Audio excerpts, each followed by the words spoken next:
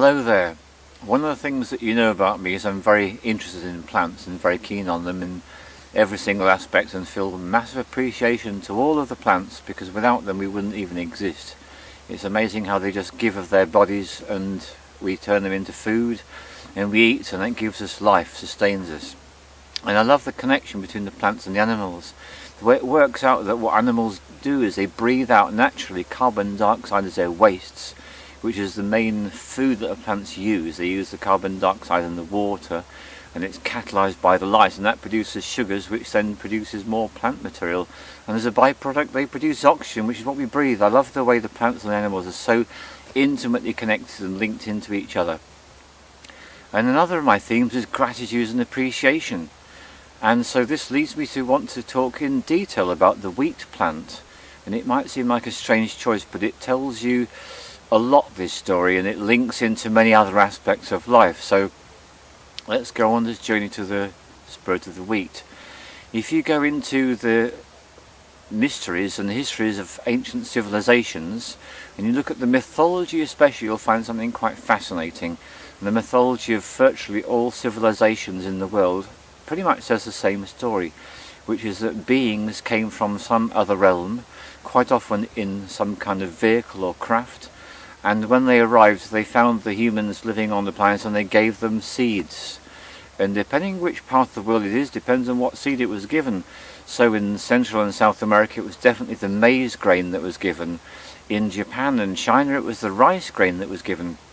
But in Europe and the Middle East and the area around the north of Africa, it was one very particular plant, and it was the wheat plant. Now this has become possibly one of the most important plants in the world, because you will find that the world's food supply depends very much upon the availability of wheat, and there are certain countries, USA and Canada being examples of two countries, where a huge area of the USA and Canada are turned over entirely to the growing of wheat. So it's an extremely important plant. And here I really go into my story, because the thing that I'm aware of is that when we become very, very familiar with something, we tend to take it for granted. And that's where the rot can set in terms of our consciousness. And this is exactly what's happened with the wheat. I'm going to take a brief pause. My throat is so dry. So this is what's happened with wheat. More and more of us consume more and more wheat products, and generally speaking there's less and less appreciation and respect for this wonderful plant. And what's been happening over the last 30 to 40 years, there's starting to become more and more people that are developing allergies.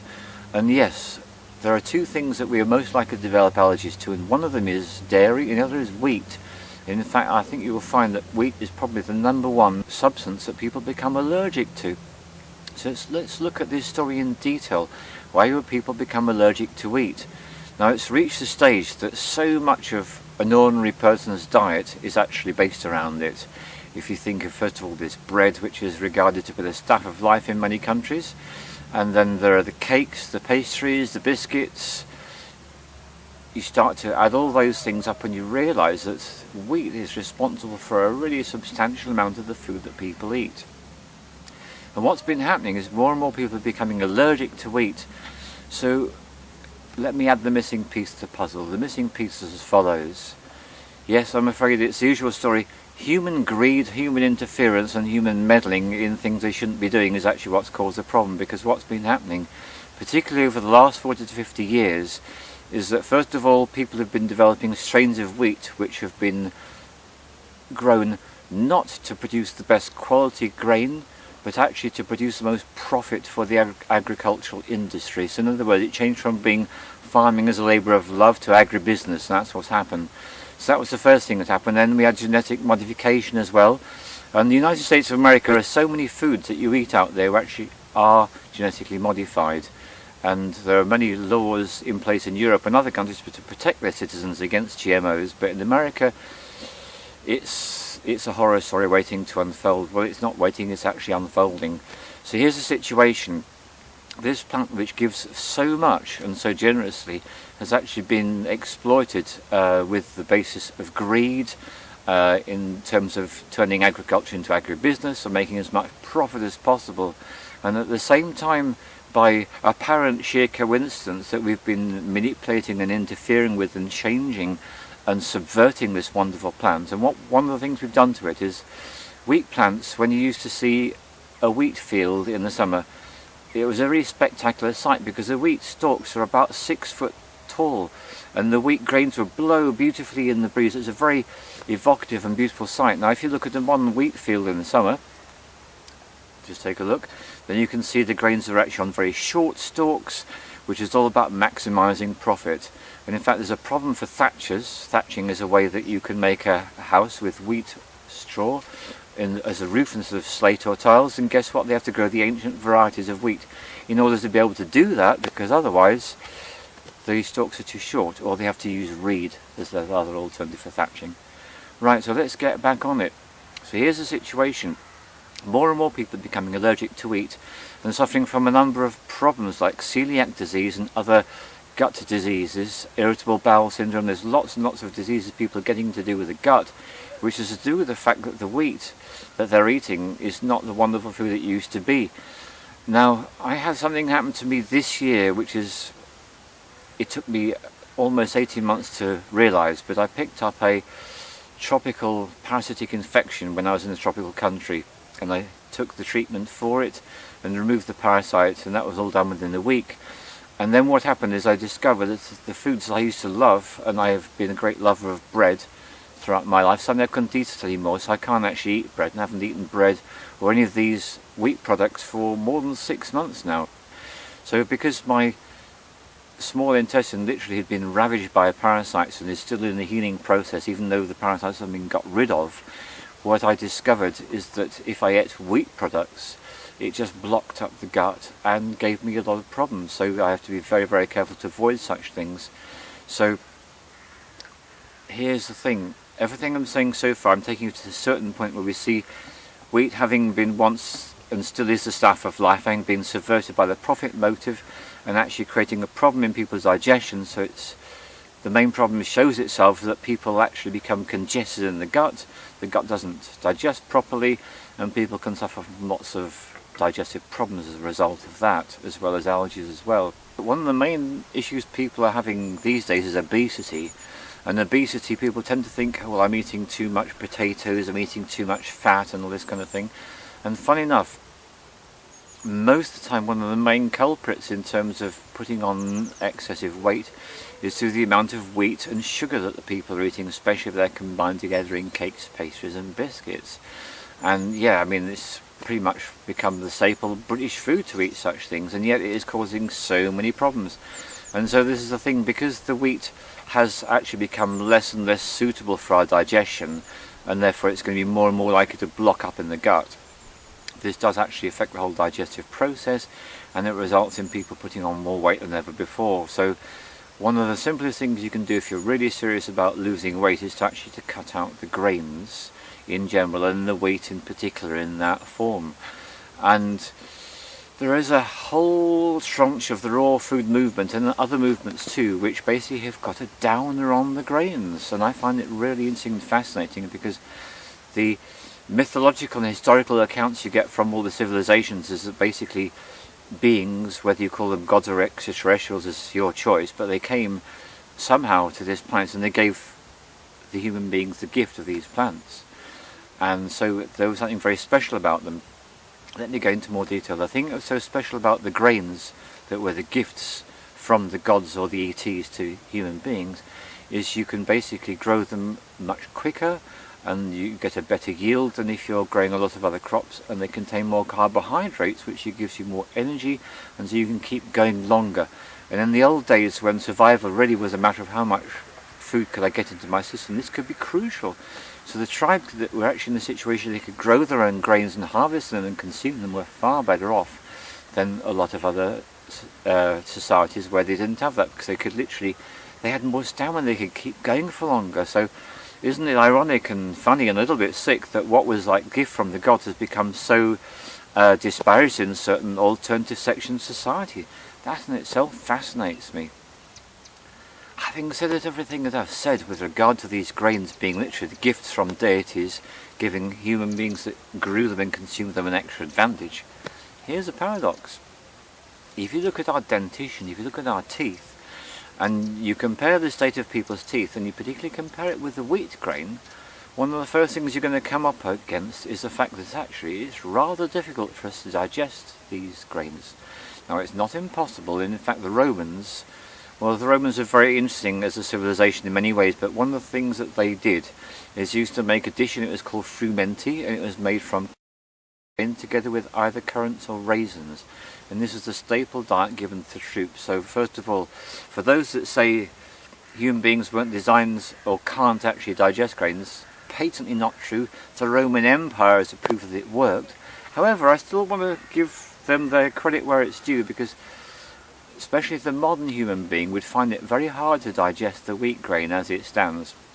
So enter what becomes a fascinating piece of philosophy for me, at least, because what people decided to do is they realized that if they could only increase the efficiency of the absorption of this food, they would do better.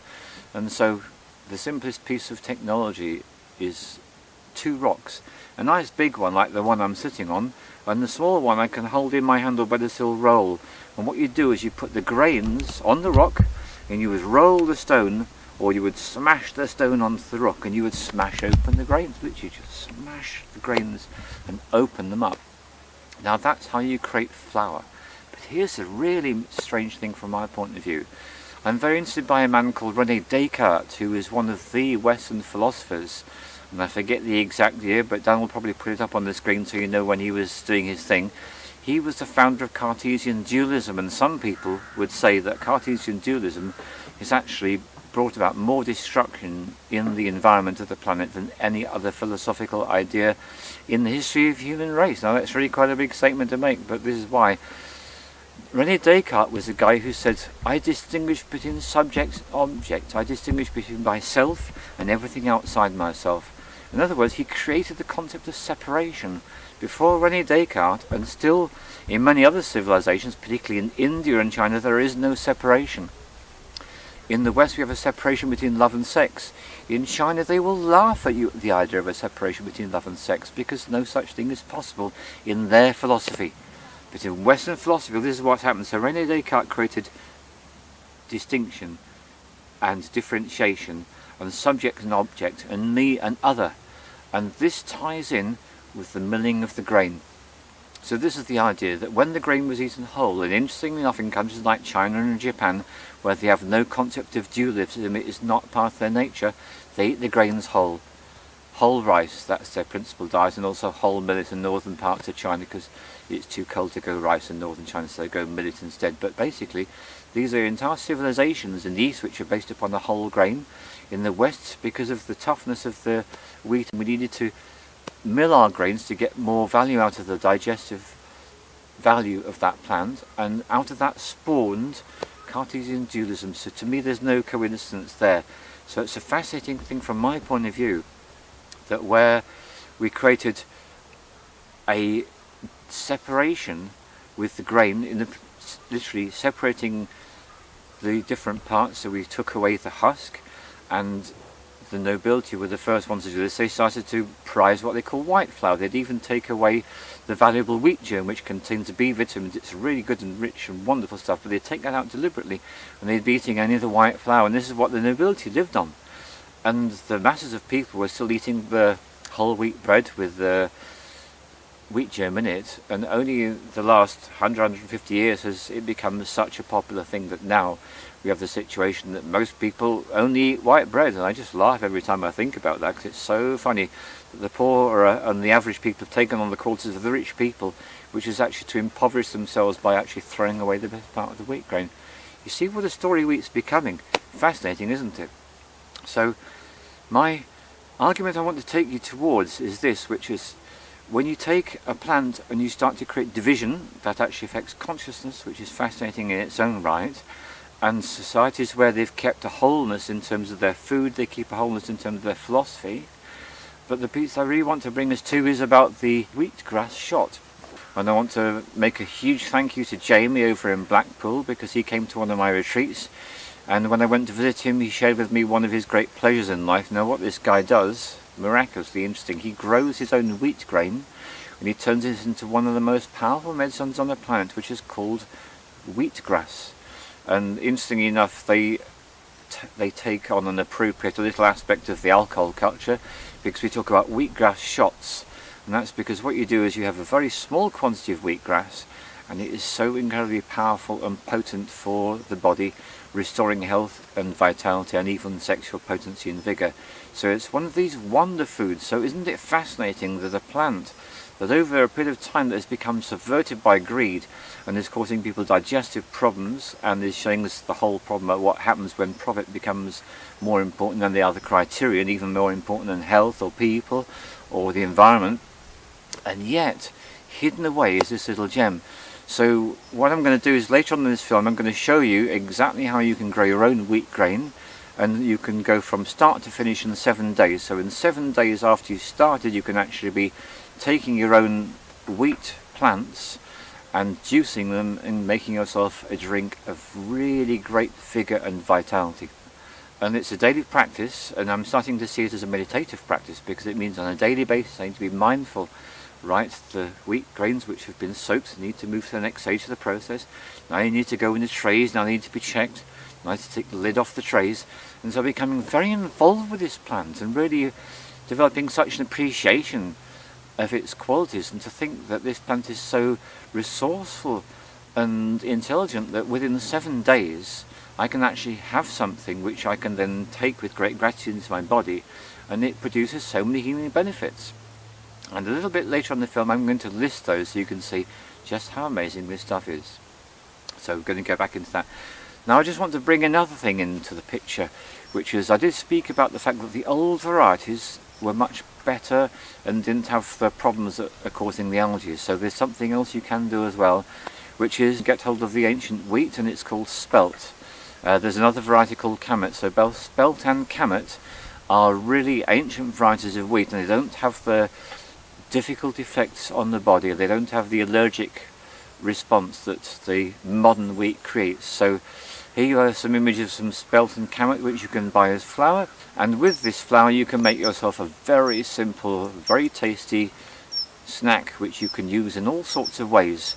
And so that's going to be another aspect of this film. I'm going to show you how to turn spelt or kammet flour into chapatis, also called rotis, which is a very, very simple thing that you can make in terms of food, and you can serve it with so many different things.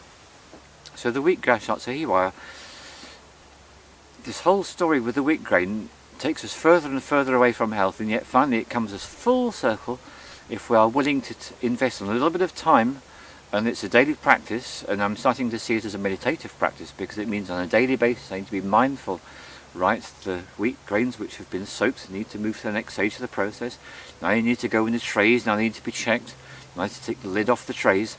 And so becoming very involved with this plant and really developing such an appreciation of its qualities, and to think that this plant is so resourceful and intelligent that within 7 days I can actually have something which I can then take with great gratitude into my body, and it produces so many healing benefits.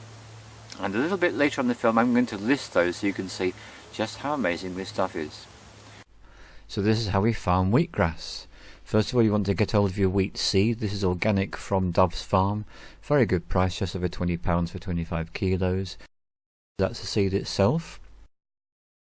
First thing we do is we soak it in water, so just cover with water in a jar and leave to stand for about 8 to 12 hours. Next thing is we then put a muslin with a rubber band over it, fill it with water again to rinse, and tip upside down and leave. This is the tray we're going to be using for when they've been left for another 24 hours. And here is the mixture of peat moss and soil which we have, and that's what you end up with. So the wheat seeds are sprinkled over the soil and then covered and left for 1 to 2 days until they germinate. And that's the result of the first germination. You can see them coming up there. So as we watch the wheat seeds grow, let me tell you about the mind-boggling benefits of wheatgrass. Number one, it's rich in chlorophyll. Now chlorophyll builds up the blood, it brings light into the body, and it stops the growth of harmful bacteria, and it counteracts radiation poisoning. Now if that was all, that would be amazing. It does so much more. It actually contains the anti-aging enzymes including superoxide dismutase, And so basically what these do is they literally mop up the free radicals which are produced in the body, which cause damage from the environmental toxins. Wheatgrass basically antidotes all this. It also absorbs 92 of the 115 known soil minerals. In other words, it's very rich in minerals. The soothing effects of chlorophyll are manifold, which includes easing skin conditions, curing eczema, easing skin bites. It washes out drug deposits, and it's particularly good for people preparing for plant spirit medicine retreats. It neutralizes toxins, it cleanses the liver, it balances the blood sugar, which improves diabetes.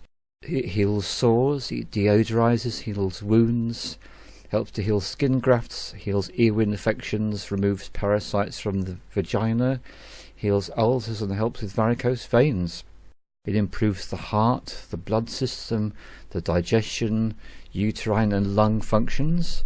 It antidotes carbon monoxide. It dissolves scars in the lungs from breathing in acid gases. It's very rich in oxygen. Its nutrients are easily absorbed by the body. It contains a full spectrum of vitamins and 17 out of 20 essential amino acids. It's a very good gargle for sore throats. It retards the greying of hair. Wheatgrass pulp heals gum infections. It's also very good as an enema for healing the colon, the large intestine. It helps for arthritis when applied locally. It eliminates dandruff when applied locally. It reduces high blood pressure. It removes heavy metals from the body. It helps heal blood disorders. It antidotes fluoride in the water. A little wheatgrass pulp in washing water is actually very good for taking out the pesticides from non-organic vegetables and fruits. It restores fertility. Being very high in magnesium, it increases sex hormone levels. It prevents tooth decay, and as a mouthwash it eliminates toothaches and it detoxes the gums and cures pyorrhea. So overall it increases the strength and endurance. It restores health, it renews vitality, sexual vigour, and it increases overall sense of well-being. So this is an exciting moment for me because here is my wheatgrass which is ready to juice, and because it was Jamie who initiated me into the wheatgrass, I decided to start with the same method that he used, which is to have some apple and some lime in the juice as well. So that's what I'll start off just juicing the apple and the lime, and then I'm going to go to the wheatgrass. So here we go.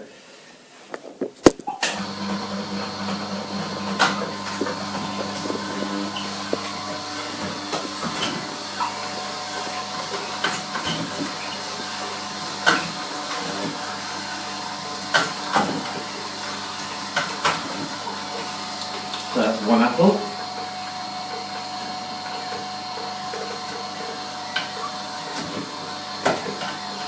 That's half a lime.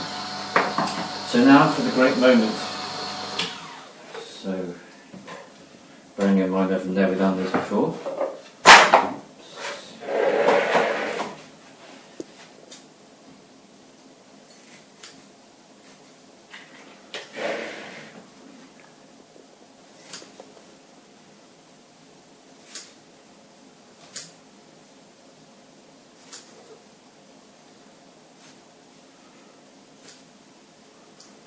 So I've estimated that to be half a tray, which is supposed to be one dose. So now let's see how we get on.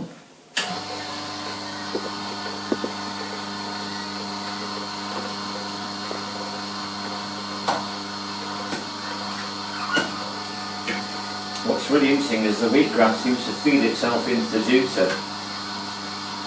That is really surprising. Much easier than I thought it was going to be. Yeah, it literally just disappears in there.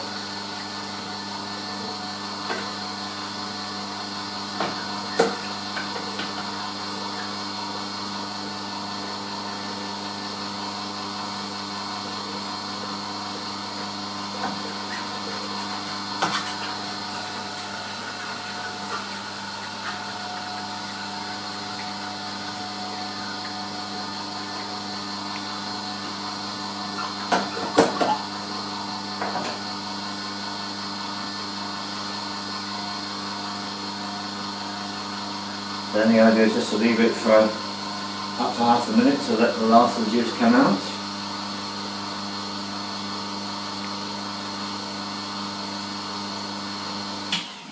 shot there. Now what I do is I get rid of the bits.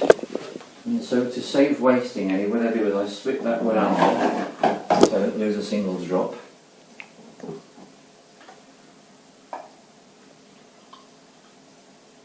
So bearing in mind when you're having this purely for the medicinal properties, you won't be bothering with the apple or the lime, but this is just to get you used to it. So there's my wheatgrass shot. One wheatgrass shot measures about 10 millilitres. If you hold the wheatgrass shot in your mouth, it's a really beneficial thing to do for your gums and your teeth, but also you'll find the taste flavours change completely and becomes much more attractive. Final thing, the pulp that you might think is waste is very good for gum disease. You just basically pack it around your gums and leave it in there rather like chewing gum. So yet more uses. Thank you. And exactly as Jamie says, if you start with the apple and lime, it's sensational. It feels so good. So here's to more plants for medicine. Cheers.